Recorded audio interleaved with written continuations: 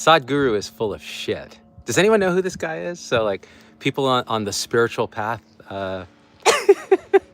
love to say, hey, have you watched Sadhguru? You know, he really speaks so much truth to me. It's like, yeah, that's great. It's also total bullshit. Anyways, I don't know why I'm even talking about this, but I thought I'd go live from my backyard because why not? I got this cool wind chime. It's like, bong. Um,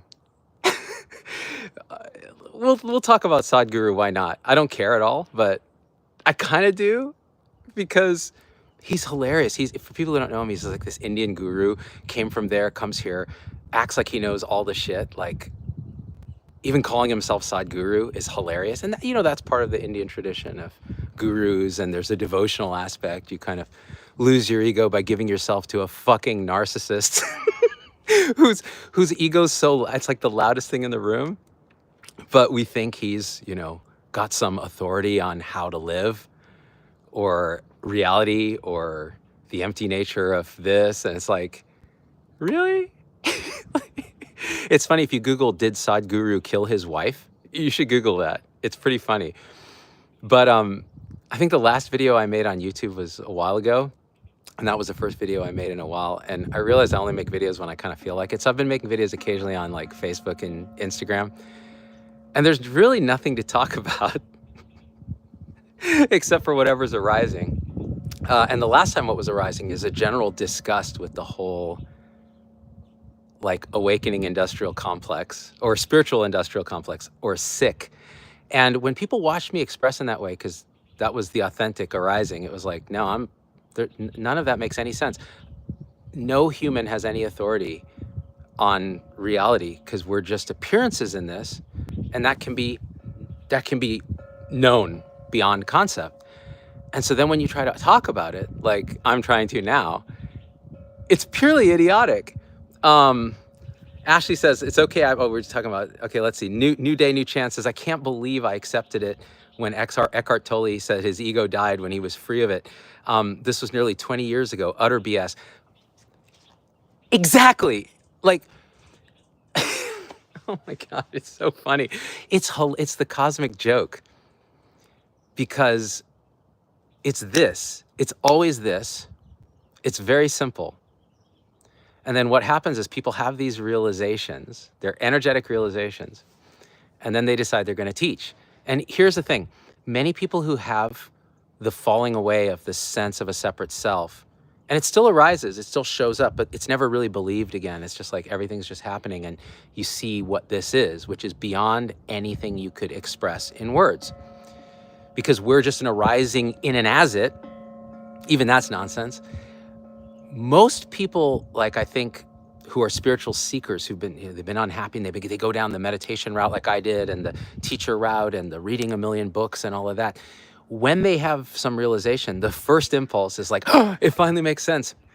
I'm going to tell everyone about it. I did this. I'm like, oh my God, here's the insights I've had.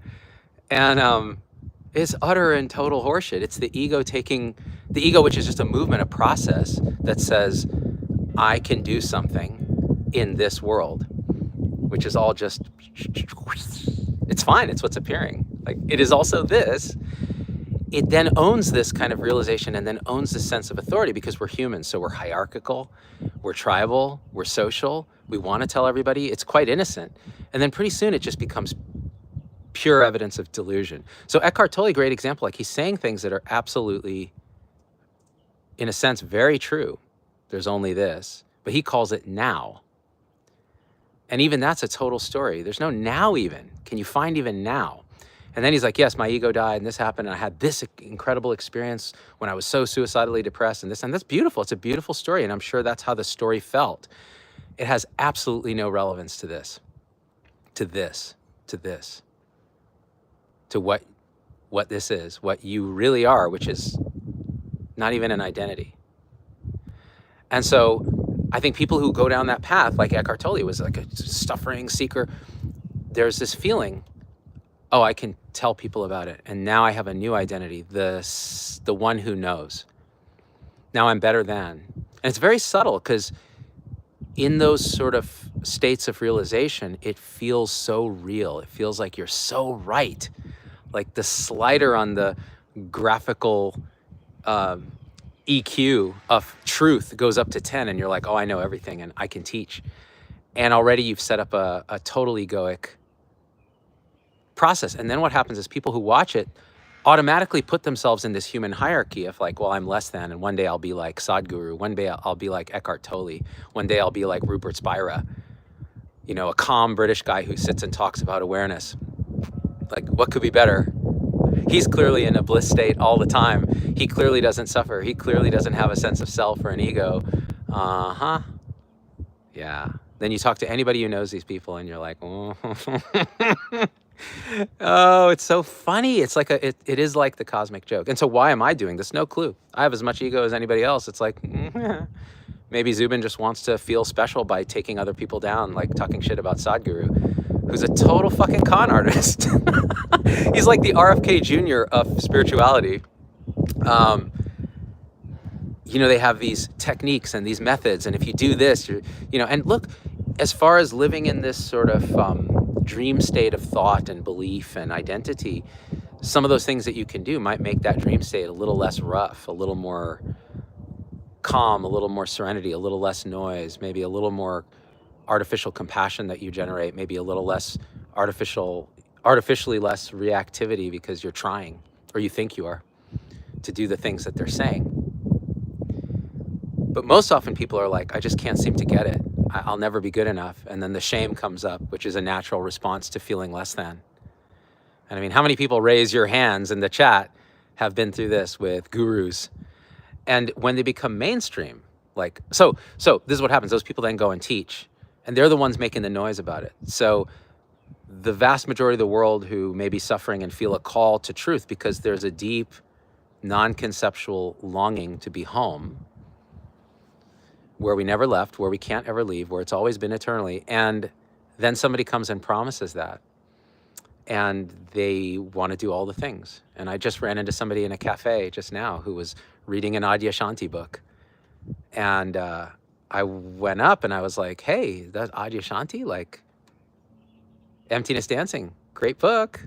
What do you make of it? She's like, oh, I've been studying Adyashanti for 20 years. Like, it's really great. Do you know any meditation groups that are here in the Bay Area where I could get with like minds and talk about Adyashanti and his teachings? And I was like, I said something to the effect of, you know, there's a chapter in there called Enlightenment. And in that chapter, Adyashanti himself says, all the spiritual attainments, all the wonderful mystical experiences you have on meditation retreats, all the sense of attainment and doing and journey is all the mind doing that thing. And reality doesn't give two shits about that because it's beyond, it's not that. And it's also accommodates all of that. And he even says in that, he goes, I liberation, true awakening from that is the loss of everything. It's the end of that. It's the end of the seeker. And then there's tons of chapters where it's like, you can do this, you can be still, you can do this, this is what you can do about it. It's a total fucking paradox the minute you open your mouth about it. And I said, the end of that chapter says, you know, Adya says, I hesitate to say anything about this, because anything positive about it, because I don't want to give the mind a sense that it's getting a piece of candy, because that's what the seeker wants. What it's getting is a sword to fucking cut its legs off and fall straight on its face. And nobody wants that. Nobody wants that. Because the seeker that thinks it wants awakening doesn't want awakening. Because awakening is the end of the seeker. It's poof, it's gone. So you got the Sadhguru. So talking to her and talking in this way, she was like, and she just kind of walked off. So we don't want that. So the people who talk about that, you know, they're either not talking about it because there's no need. And this is what I think happens, because I know people like this. They've had, like, spontaneously, this realization happens. Whether there was seeking or not seeking, it doesn't matter. But once it's realized, it's like there's not a word you can say. There's no doer. There's no beings to awaken. And you just show up in the world and live your life. And life is so fucking beautiful because it's the manifestation of absolutely nothing showing up as this. What else is there? What other meaning needs there to be? And they don't say a word about it. They go on being a stockbroker or a gardener or a nurse, and they never say a word about it. And you would never, ever think they had any authority on any matters, but being around them, there's something that feels like home. That's it. It's that simple. They continue to have the full range of human emotions. They continue to have a separate self sense arise, but it's never really believed again. It's everything just happening exactly as it is, and it couldn't be other. And that is the end of suffering, real suffering, even though the sense of suffering might arise. Those people don't say a word about it. They don't say a word about it. We have a bias in the world where you can watch all these YouTube videos from people that have self-selected to flap their fucking mouth about something that you can't say a word about, including me, especially me. My God, it's like performative. Someone sent me an email today. It was great. They said, you know what it is? It's like a performative spirituality. It's like you're out there going, look how awake I am. Look how clear I am. Look how I see the truth. And you can too with these easy steps. And they'll even talk about things like shadow work and self-inquiry and all those things that can show up. They can show up. Absolutely. They're beautiful too. But to say that they're causative of anything, that you can get that the way they got it, makes no sense. And do they got it? What is it that you got? And who is it that they got? Who is this they that got it?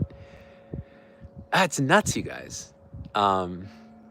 It's really actually, if it wasn't so tragic, even though it is so tragic, it's abso-fucking-lutely hilarious. And so the last video I made, was a real trigger for so many people. I got so many texts from friends. Are you okay? And also, are you on drugs? Nope. And are you okay? Of course not. And of course I'm okay. What is that? What kind of question is that? Are you depressed? Maybe you're a nihilist. Maybe my favorite is because the title was Forever Seeking, but it's always just this, nowhere to go. And then the subtitle was, Is Spirituality the Final Trap? And of course, the Christians were like, spirituality? That's Christianity. You need to find Jesus. And they're all citing different biblical passages. And it's like, wow, I guess you just proved my point, that spirituality is the final trap that keeps you enslaved to this idea that you are a you, and that someone else is going to help you wake up, whether it's Jesus or whether it's whatever. And whatever that is, that's all fine too. That's all part of the perfection of this. Someone else is like, oh, you're like a mini Tony Parsons. You're just saying none of it matters. Like, that's not what I said at all. So everybody was projecting where they are, or where they think they are, or what they want, or what the ego is doing. And so was I, in a sense, right? Because my ego was fed up. I was tired of other egos prancing around, and my ego was fucking offended. But then the deeper understanding that isn't conceptual, that isn't me at all, is just giggling. It's like, are you kidding? My wife and I sat in a cafe this morning, and we were just looking at the textures of the room and going, this is the fucking miracle. It's the beauty. It's eternally like this everywhere. This like phone in front of me is like, is it? Why do we keep seeking? Because we're humans. Because the seeking energy is built into the DNA of how we're wired energetically, and that's totally fine. But I'm just saying, for the people who feel this, like, and they're like, this is uncomfortable. Why is this guru not helping me in that? And why is Sadhguru got a big white beard and saying he's the shit? Because he comes from a conditioned background where that's what you do. And that's, the ego wants that shit. It wants to be the guru. It'll even say, I've renounced this and I've renounced that. And he's driving around in a nice car, and he's on the cover of Spirituality Monthly and fucking talking to celebrities like Matthew McConaughey. All right, I'm awake. Fucking just because you have a beard and you're Indian. I could fucking grow a beard. I'm Indian. I'll go do that shit. I guarantee you guys I could be the best cult leader. I'm pretty charismatic. I could be the best cult leader ever. And I think for years I almost unconsciously was trying to do that with whatever I was doing, whether it was like talking about healthcare revolution, health 3.0, which, still is a better way of doing healthcare than we do it now, but it's still another story and whatever. But then at some point it just it eats its own tail. And you realize, I never have to go anywhere to find home, because it's right here, and there isn't even a here. And then the mind just stops.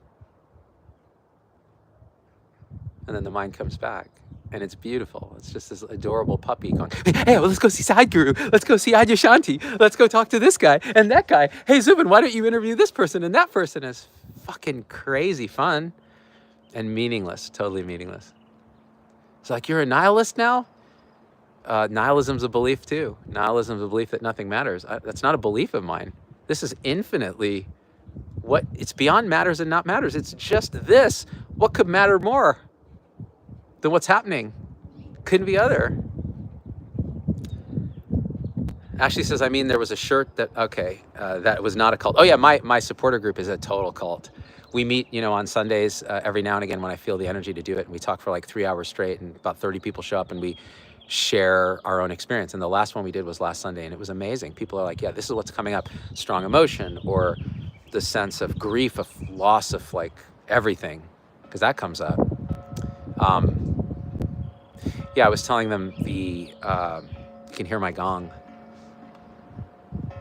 Ooh, it got real cloudy. It was super sunny earlier when I was going to start this, and then it got dark. I think God's mad at me for talking shit about him or her or it. Actually, what are God's pronouns? They? Them? A teacher in class once made the kids give all their pronouns, and my daughter said, all of them. Anyway, so I was walking in Berkeley, which is my alma mater, the other day with a friend. And this friend has nothing to do with spirituality or any of that bullshit. We just have such a great time just living life. And we're old enough now that nothing matters in that sense, even in the relative sense. And I went to the old Life Sciences edition where I did my genetics research for like a year of research I did, because I was a super gunner, and I'm going to brag now. Listen to my ego go online. This is what happens. Zubin starts to Zubin. And he does this unconsciously. He's like, okay, yeah, I graduated Berkeley in 3 years with a major in molecular biology and a minor in music. And then I took the 4th year off and did research in a genetics lab. And then I went to UCSF. And that research got me a letter of recommendation that got me into UCSF, because the professor, James Fristrom, was this beautiful, lovely, smart, snarky, fucking took no shit from anyone guy. And he was a senior professor of genetics. He taught the big genetics class that all the pre-meds had to take. And I took it, and for some reason I got lucky and solved one of his more complex genetics problems as an undergrad. And then I went knocking on doors to look for a lab to work in, purely because I wanted to go to medical school. And when I got to, everyone told me no. And when I got to his lab, he comes out and he's like, what do you want? And I'm like, I want to work in your lab. He's like, why? And I just told him the truth. I'm like, because I want to go to med school. And he's like, finally, someone who's honest. You don't give two shits about this. But I was like, I kind of did, because I enjoyed it. And he's like, so then he went and looked at my final exam, and he's like, oh, you solved this problem. So I got that job. So then I worked for a year and a bit, actually, making fruit fly food, and then doing this research project, which ultimately got published and all that. And he wrote me this apparently great letter, because it got me into medical school, even though I'm an idiot. And so it had a lot of meaning, and I hadn't been back in years and years and years. And so I walk into Life Sciences edition, and I just started tearing up and feeling this overwhelming sense of grief.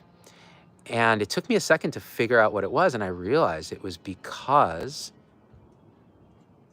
I realized the character that I thought I was, that had this story, that did this thing, that accomplished this goal, that got to the next step, that did all of this, never existed.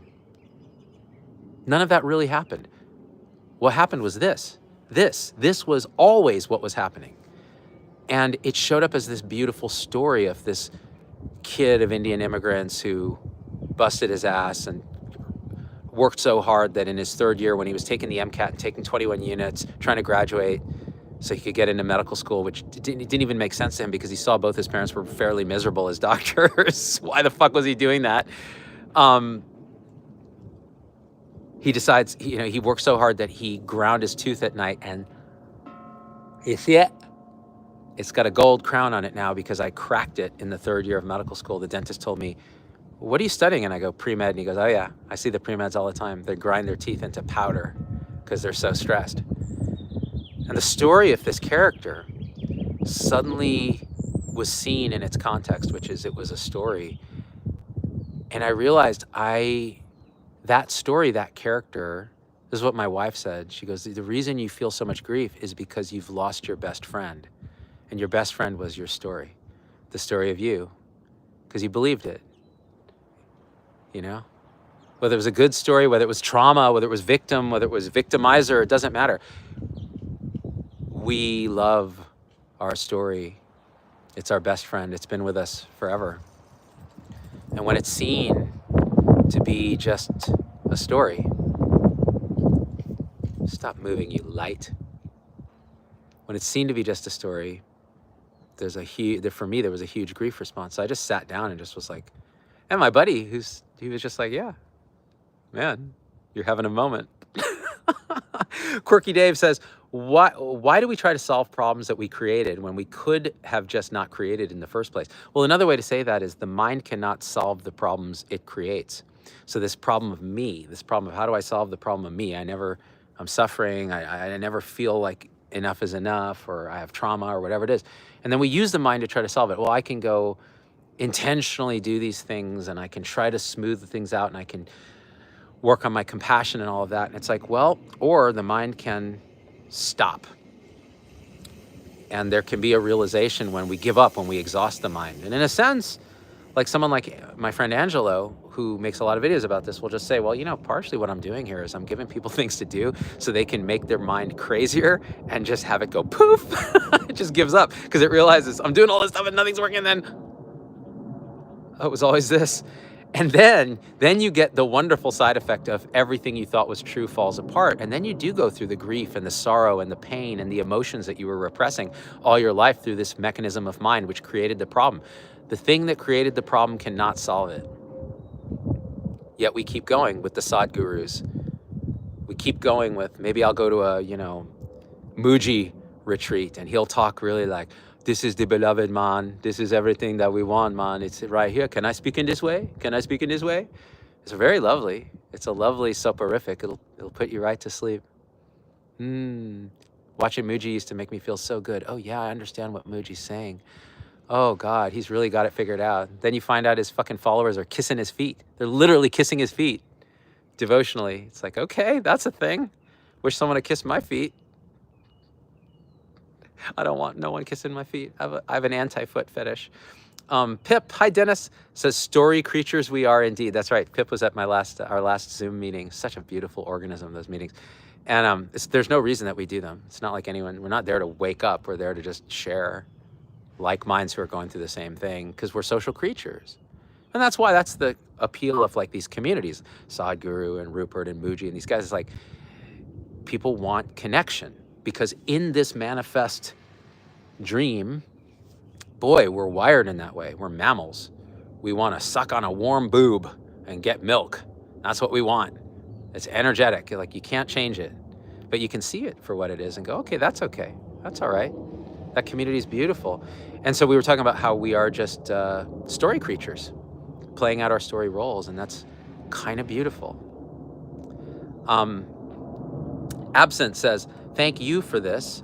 I was into SG for about 30 seconds before I started to smell the stank. Yeah, Sadhguru. It's true. Like the minute I saw that guy, I was like, this guy's full of shit. Like, why don't people see this? Like my bullshit meter is pretty reasonably tuned. Some people will disagree. But I was like, this guy's full of shit. And then you listen to what he's saying. He's like, oh, he's giving the ego exactly what it wants. He's giving it an opiate.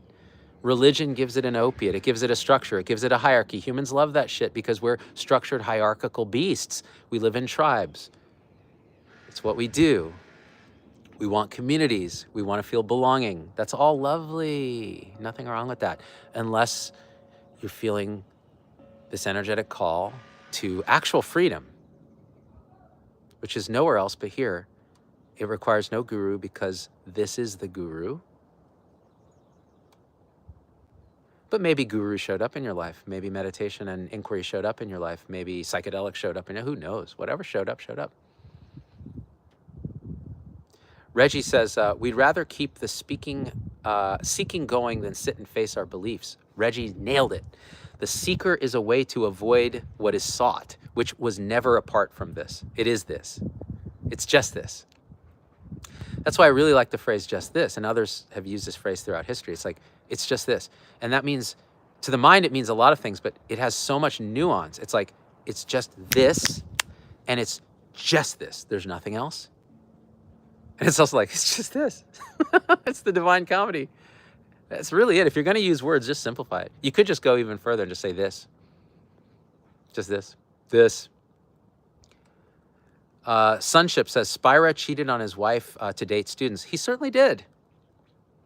He certainly did. And it wasn't pretty from, of course, I won't repeat gossip, but it's like, but then maybe he found somebody he's better suited to. Nothing wrong with that. There's not really a right and wrong, but the thing is, if you're looking to these people as moral compasses, you can fuck off, because they're pieces of shit like everybody. They're humans. And it's, in some sense, it can be worse because they have spiritual egos that make them use the absolute as an excuse. Well, in the absolute, there's no right or wrong. And so, of course, I can fuck my student and cheat on my wife because the student's hot. And energetically, I want to fuck her. It's like, okay, all right. That wasn't Rupert, by the way. That was British non-duality Advaita guru, not otherwise specified. Bill says Sadhguru plagiarized Osho. I mean, Sadhguru is a piece of shit. Come on, dude. And listen, look what I'm doing. So this is one of the, so this is the guru code, all right? You're not supposed to talk shit about other gurus because people in glass houses shouldn't throw stones. So no, of course, the absolute would say everybody's expression is totally fine, and so I won't talk shit about them. Fuck that. Zubin doesn't give two shits about other gurus and what they what the guru, I'm not a guru, what the guru code is. Like, oh, I shouldn't talk shit about Sadhguru because, then people will talk shit about me. Talk shit about me. I'm a piece of shit. I'm morally a mess. I try my best. This is the thing, the more this kind of settles, whatever this is, and just this, it's like, it's really hard to hurt somebody without feeling it in the body. You can still hurt people, believe me, but you feel it. You're like, oh God, you can't sleep. You feel it in the chest, you feel it in the stomach. Does Sadhguru feel it? When he causes harm? Does he know it? There's different levels of delusion. I don't know. I'm not him. Maybe he's a fucking gem. I don't mean to pick on him. It's all of them. Everybody. All humans are a mess, myself included. Let's embrace it, but let's see it for what it is. Don't put these people on pedestals. Please don't. Just stop doing that. If there's anything I would say, and of course, don't even listen to that. You'll know. In your story character's arc, whatever's supposed to happen will happen. Anne says, I'm going to take a dose of fuck it all and head to work. Hey, that's about as enlightened a statement as you can get.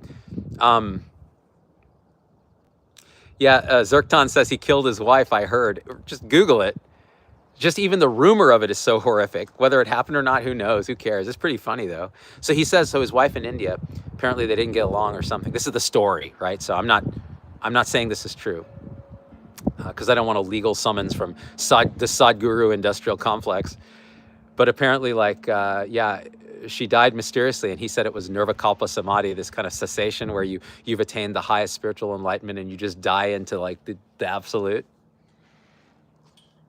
Could you imagine on the stand and of course in India it's all bribery and it's all the powerful male gets what they want, and the woman gets nothing. At least that's how it was. It's probably still that way.